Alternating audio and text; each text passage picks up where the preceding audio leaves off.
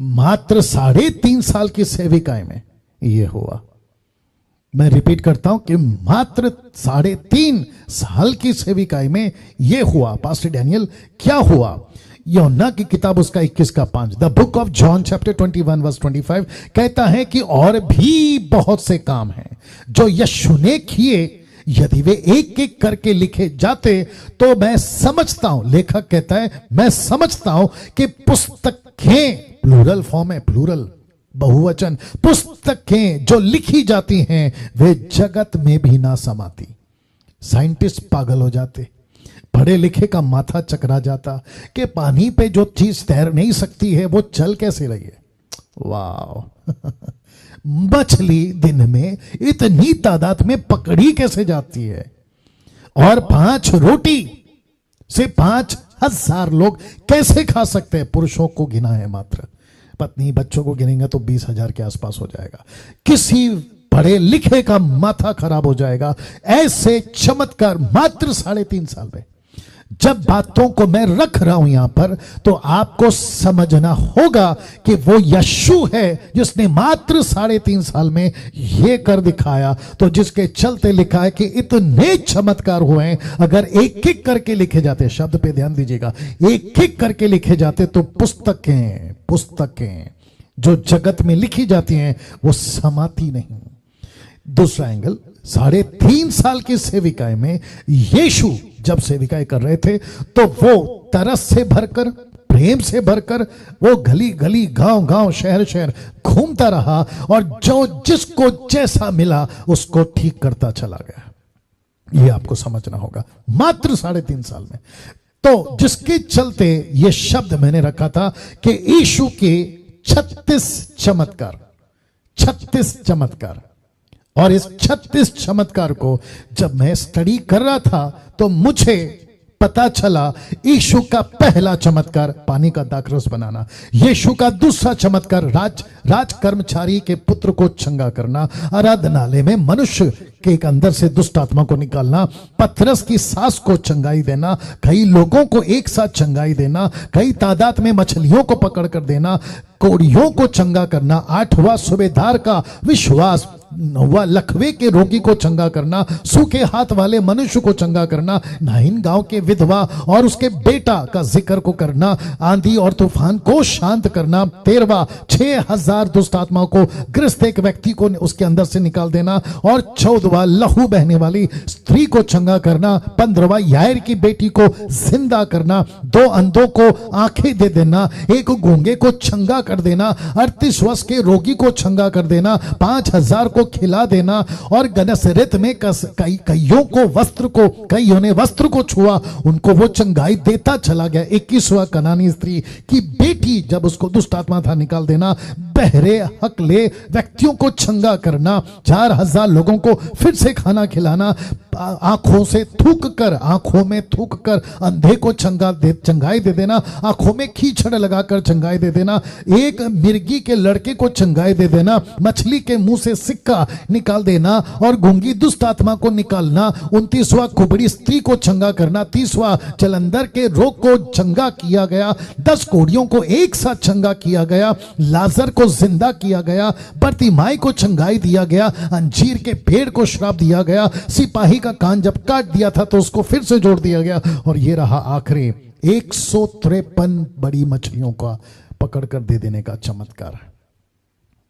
एक एक चमत्कार पर मैं आप लोगों से बात करूंगा, इसलिए कहा कि यह लंबा चल सकता है और हर चमत्कार पर कुछ ना कुछ हम सीखेंगे। लेकिन याद रखो, आज प्रभु भोज भी है और शायद 1 या 2 बच्चों का आज समर्पण भी है, डेडिकेशन है, तो ठीक 9 बजे मैं खत्म कर दूंगा, तो चिंता नहीं करना, मेरे साथ में बने रहिएगा। लेकिन उस तड़प के साथ बैठो जैसे आपके डाइनिंग टेबल पर आप लोग बिरयानी खा रहे होते हैं, उस तड़प के साथ बैठो जैसे आपको बहुत भूख लगी है और आप बस खाने पे टूट पड़ोगे। इसको कहते हैं आत्मिक खाना। तो आप लोग तैयार हैं? यीशु ने कई चमत्कार किए, यीशु के और भी कई चमत्कार हैं जो लिखे नहीं गए।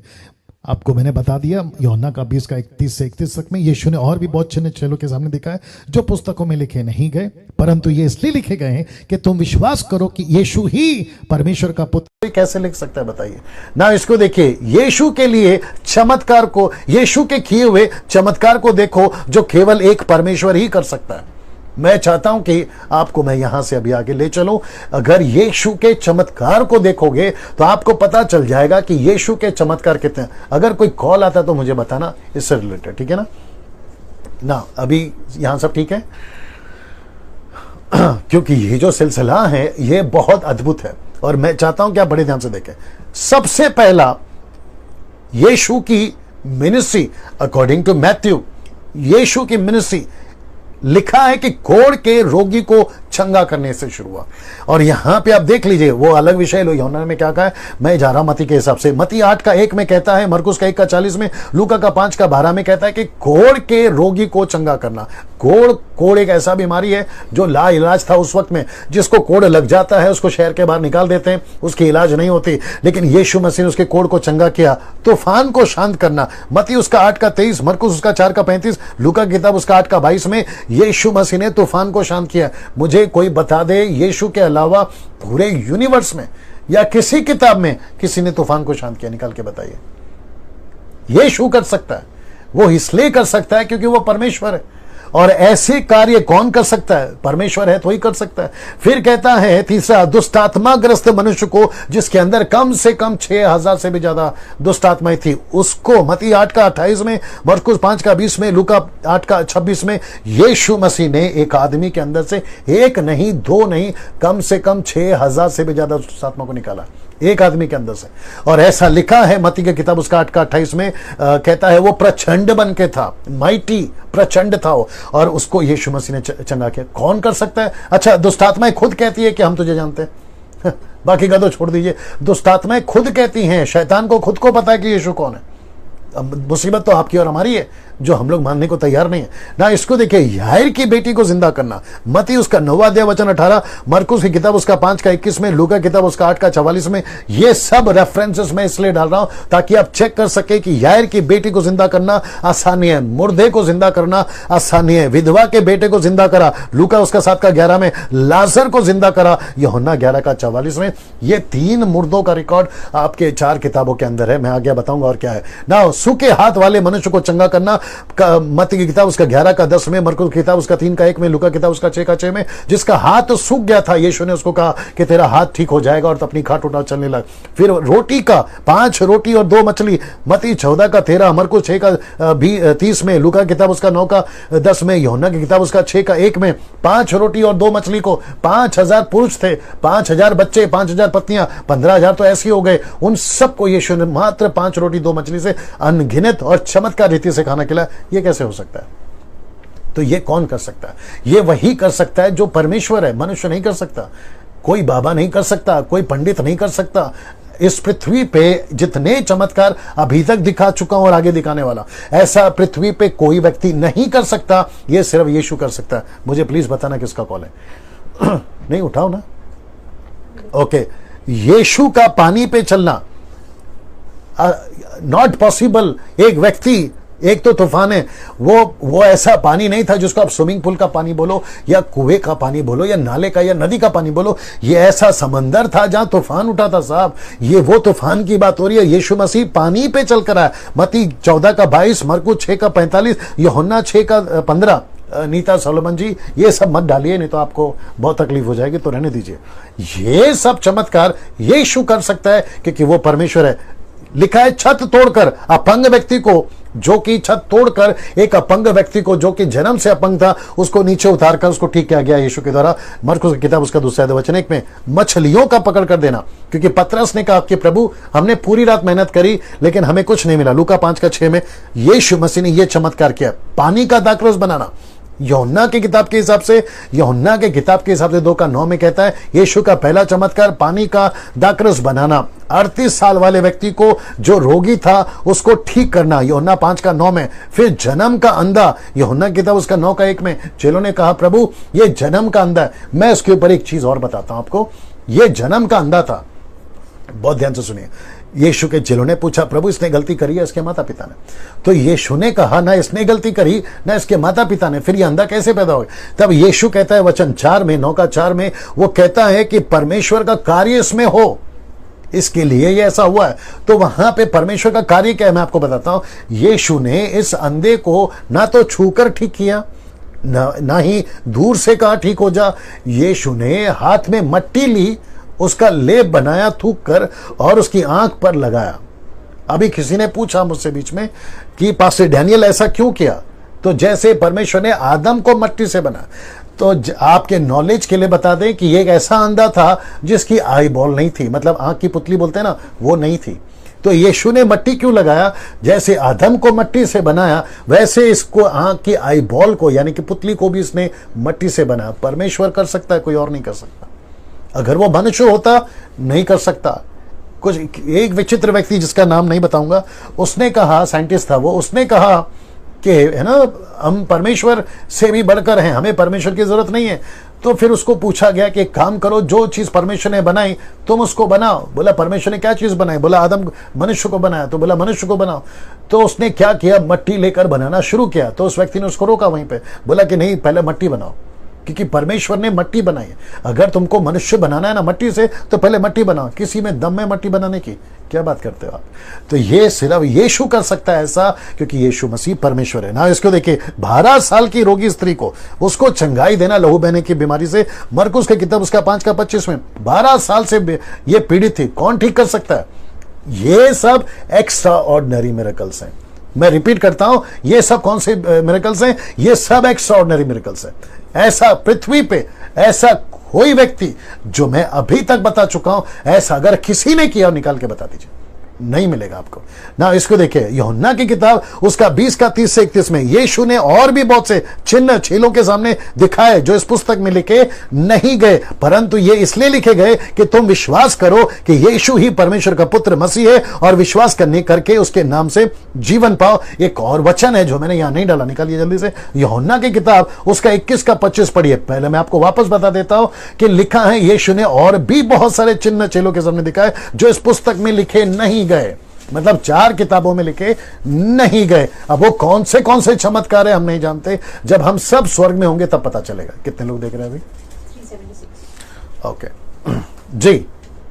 और भी बहुत से काम है जो यीशु ने किए, यदि वे एक एक करके लिखे जाते जी, तो मैं समझता हूँ कि पुस्तकें जो लिखी जाती वे संसार में भी न समाती। सही, तो एक एक करके लिखी जाती।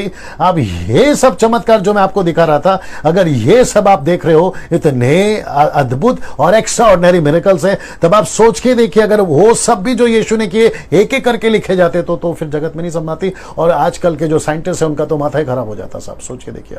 नाउ अगर कॉल है तो मुझे बताना इससे रिलेटेड है। नाउ अब ये रहा इसका आखिरी स्लाइड, जो कि कहता है खुद परमेश्वर ने यीशु को क्या बोला। देखो, किसने? खुद यहोवा ने, खुद परमेश्वर ने, एलोहिम ने, जो ट्रायून गॉड है, उसने खुद क्या कहा देखिएगा। मैं चाहता हूं कि आप इसको ध्यान से देखें। ये रहा वो वचन, इब्रानियों की किताब उसका 1:8, जो कि कहता है परंतु पुत्र से कहता है। कौन कहता है? यहोवा परमेश्वर। पुत्र से कहता है। कौन कहता है? पिता परमेश्वर। पुत्र से कहता है कि हे परमेश्वर। किसको कहता है? यीशु को। अब मुझे बताइए, आपको इससे बड़ा स्टेटमेंट और किसका चाहिए? जिसने पूरी दुनिया बनाई वो खुद यीशु को परमेश्वर कह रहा है। और जिसको मैं अभी आपको दिखाऊंगा कि ग्रीक में क्या कहते हैं। परमेश्वर कह रहा है तेरा सिंहासन युगान युग रहेगा, तेरे राज्य का राजदंड का न्याय का राजदंड है, और कहता है कि अंत नहीं होगा। और ग्रीक में जो वर्ड है जो यूज किया गया है परमेश्वर के लिए, कहां पर? इब्रानियों 1:8 में, वह फिर से आता है थियोस। वो वापस से आता है थियोस। तो परमेश्वर ने यानी कि थियोस ने थियोस को क्या बुलाया? थियोस। मैं रिपीट करता हूं कि थियोस ने थियोस को क्या बुलाया? थियोस। परमेश्वर ने परमेश्वर को क्या बुलाया? परमेश्वर।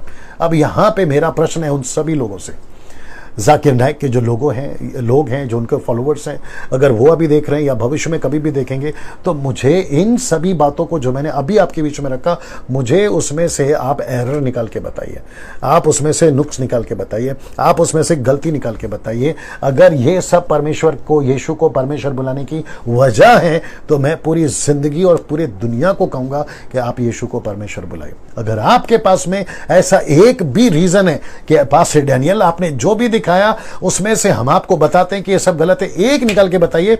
मैं आप यीशु कौन है? तो दोस्तों ध्यान से सुनिए, जो फेसबुक वाले हैं तुम भी सुनो, जब ये यूट्यूब पे चलेगा वो भी सुने, हिंदू सुने, मुस्लिम सुने, सिख सुने, ईसाई सुने, बुद्धिस्ट सुने, पारसी सुने, यहूदी सुने, यहाँ वाला वहां वाला, ऐसे वाला वैसे वाला पैसे वाला, वो सभी सुने। टाटा हो तो वो सुने, अंबानी हो तो वो सुने, बिरला हो तो वो सुने, रोडपति सुने, करोड़पति सुने कि आज से 2019 साल पहले एक व्यक्ति इस पृथ्वी पर अद्भुत तरीके से पैदा हुआ जिसको कहते हैं यीशु।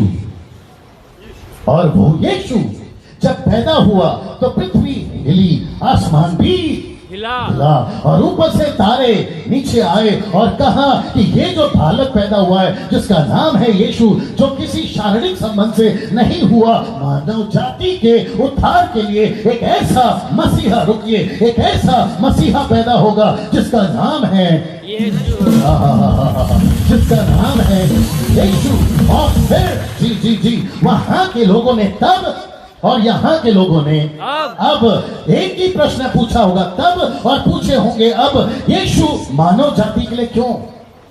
यीशु मानव जाति के लिए क्यों? तो मेरे पास में सिर्फ 2 बातें हैं। वापस बोल देता हूं कि यीशु मानव जाति के लिए क्यों, तो सिर्फ 2 बातें हैं। सुनना चाहोगे? आइए सुनते हैं, और याद रखिए मैं बहुत सरल भाषा में बात करूंगा। अभी तक ठीक है? मेरी बातें समझ में आ रही है? आइए सुनते हैं पास्टर मोजेस जी, रेवरेंड मोजेस जी, उसको पढ़ेंगे। मरकुस की किताब 2 अध्याय वचन 17, मरकुस 2 अध्याय वचन 17। आपके पास में बाइबल नहीं है कोई बात नहीं, लेकिन भाई साहब पढ़ेंगे, बड़े ध्यान से सुनिएगा जी। मार्काचं पुस्तक अध्याय 2 आणि वचन 17 हे आपल्याला सांगत आहे जी। हे ऐकून येशू त्यास म्हणाला, निरोग्यास वैद्याची गरज नाही, रोग्यास आहे। मी धार्मिक जनांचा नाही तर पापी जनास बोलाव्यास आलो आहे। वापस पढ़ना पास्टर जी। हे ऐकून येशू त्यास म्हणाला, निरोग्यास वैद्याची गरज नाही, रोग्यास आहे। जी। मी धार्मिक जनास नाही जी तर पापी जनास बोलाव्यास आलो आहे। शुक्रिया पास्टर जी, बैठ सकते हैं ना। मैं हिंदी में पढ़ सकता हूँ? यस। ओके, थोड़ा हाथ उठाकर बताएंगे तो जरा अच्छा लगेगा। लिखा है, यीशु ने यह सुनकर उनसे कहा, भले और चंगों के वेद को आवश्यकता नहीं, परंतु बीमारों को है। मैं धर्मियों को नहीं परंतु पापियों को बचाने आया हूं। बहुत सही, इसको चाय पिलाओ इसी के पैसे से। सचिन भाई 2 मिनट आइए, बहुत ध्यान से सुनना। सब लोग ठीक हैं? ओके ना। ऐसा सोचिए, ये व्यक्ति आज की तारीख में और तब की तारीख में पूछ रहा है कि मुझे यीशु क्यों चाहिए। आप भी पूछ सकते हैं, मुझे यीशु क्यों चाहिए? मुझे हवा चाहिए क्योंकि मुझे उसके बगैर जी नहीं सकता। मुझे पानी चाहिए, पानी पानी पानी, मुझे पानी चाहिए जिसके बगैर मैं जी नहीं सकता। समझ में आ रही है बात? मुझे जमीन चाहिए क्योंकि मैं इसके ऊपर घर बना सकता हूं। मुझे आसमान चाहिए क्योंकि दिन में आता है सूरज और रात में आता है चांद। मुझे इसकी दोनों की रोशनी चाहिए। लेकिन इसके बीच में डैनियल भाई, मुझे आप यीशु क्यों दे रहे हैं? तो जैसे इस जमीन की जरूरत है, जैसे उस आसमान की जरूरत है, जैसे हवा की जरूरत है, जैसे पानी की जरूरत है, वैसे ही हर इंसान को, हिंदू मुस्लिम सिख ईसाई बुद्धिस्ट पारसी जो भी है, उसे यीशु की जरूरत है। अभी पास्टर जी ने, आइए सर, अभी पास्टर जी ने एक वचन को पढ़ा, सब लोग सुन रहे हैं? अभी पास्टर जी ने एक वचन को पढ़ा कि यीशु मसीह अच्छों के लिए नहीं आया, ऐसा लिखा है बीमारों के लिए आया। लिखा है कि नहीं लिखा है? पास्टर बोल जैसे वापस पढ़ना, क्योंकि हो सकता है कि आपका ध्यान नहीं गया होगा, बैठे बैठे पढ़ सकते, कोई दिक्कत नहीं है। ऐसा लिखा है कि यीशु मसीह अच्छों के लिए नहीं आया बल्कि बीमारों के लिए आया। मराठी में जी हे ऐकून येशू त्यास म्हणाला, जी निरोग्यास वैद्याची गरज नाही, सी रोग्यास आहे। वापस उतना है। निरोग्यास वैद्याची गरज नाही, हाँ। रोग्यास आहे। बस तो यहाँ पे पास्टर जी आप बैठिए, आप भैया सचिन भाई ना, मुझे देखिए प्लीज, यहाँ कौन कौन है जिसको ऐसा लगता है कि मुझे ऐसे डॉक्टर की जरूरत है जो मुझे अभी तुरंत ठीक करे? क्या मुझे भी चाहिए? आपके हाथ धीरे धीरे ऊपर क्यों गए? अगर मैं आपकी जगह पे होता तो सख्त करके ऊपर जाता। कमाल, यस और नो? आपकी बीमारी से मतलब है कैंसर, आपकी बीमारी से मतलब है आपको HIV, आपको हार्ट प्रॉब्लम, किडनी प्रॉब्लम, आपकी बच्चों का अपंग होना, आपका अपना प्रॉब्लम है। पैसा भी एक बीमारी है साहब, बीमारी भी एक बीमारी है साहब, जादू टोना भी एक बीमारी है। आप समझ रहे हैं? तो ये व्यक्ति मुझे पूछता है कि पास्टर डैनियल आप ये बताइए कि मुझे, हाथ पकड़ ले मेरी जान, आप मुझे ये बताइए कि मुझे यीशु की जरूरत क्यों है? क्यों है? मेरे पास में मेरा मार्केट है, मेरे पास में मेरा घर है, मेरे पास में मेरा गांव है, लेकिन डैनियल भाई आप मुझे यीशु क्यों दे रहे हैं? तो फिर ये पूछना भी जरूरी है। आप पकड़ लिया कर, जब यीशु जी जी जी तो सुनिए, तो फिर ये भी पूछना जरूरी है, जब आपका सर दुखता है, पेट दुखता है, तो फिर आपको डॉक्टर की क्यों जरूरत है? डॉक्टर के पास जब जाते हो तो ऊपर बोर्ड नहीं देखते कि ये कहाँ का है। डॉक्टर के पास जब जाते हो, जी जी कुछ लोग समझ रहे हैं, तालियां भी बजाने की कोशिश करें, लेकिन मत बजाइए, जब तक ये डब्बा नहीं बजेगा आप नहीं बजाइए। डॉक्टर का बोर्ड नहीं पढ़ते कि कौन सा गांव का है। डॉक्टर के पास जाते हैं, सिर्फ एक ही चीज बोलते हैं, डॉक्टर साहब जितनी जल्दी हो सकता है पेट दर्द ठीक करो, ऐसी कोई दवाई दो, ऐसी कोई इंजेक्शन दो, दर्द के बाहर बर्दाश्त के बाहर दर्द हो गया है, मेरा इलाज करिए। यस और नो? वैसे ही यीशु ने कहा मैं भी डॉक्टर हूं।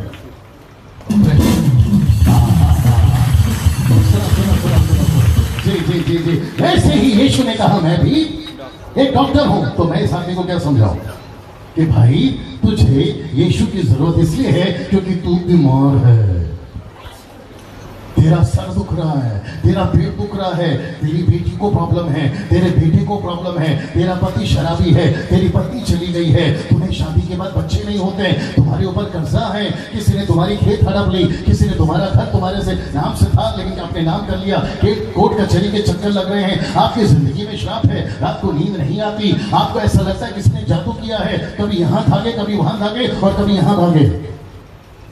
ये बात समझ में? कभी यहाँ भागे कभी वहां भागे तो कभी वहां भागे, और ये ऊपर से पूछ रहा है मुझे यीशु क्यों चाहिए? तो वचन कहता है मैं डॉक्टर हूं और तुम बीमार हो क्योंकि मैं बीमारों के लिए ही मैं बीमारों के लिए ही आया हूं। बड़े ध्यान से सुनिए, ये डॉक्टर दो तरह के इलाज करता है। मैंने इसलिए कहा कि मैं दो बार बताऊंगा। कितनी? दो बार बताऊंगा। सब लोग तैयार हैं? आपका थोड़ा सा चलेगा, ओके?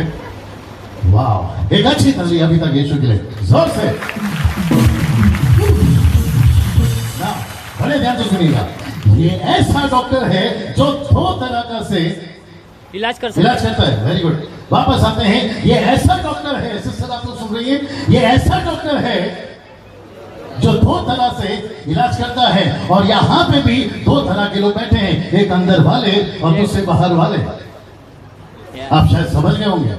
एक ऐसे लोग हैं जो यीशु को बरसों से जानते हैं, वो भी बीमार हैं, और ऐसे लोग हैं जो शायद कुछ महीनों से रहे, आप भी बीमार हैं। कोई अंदर से बीमार है, कोई बाहर से बीमार है। आप है मेरे साथ में? किसी का शरीर बीमार है तो किसी का आत्मा बीमार है, और यीशु कहता है मैं दो तरीके से इलाज करता हूं। अगर ये दो तरीके का इलाज आपको समझ में आ गया, आपकी जिंदगी हुआ।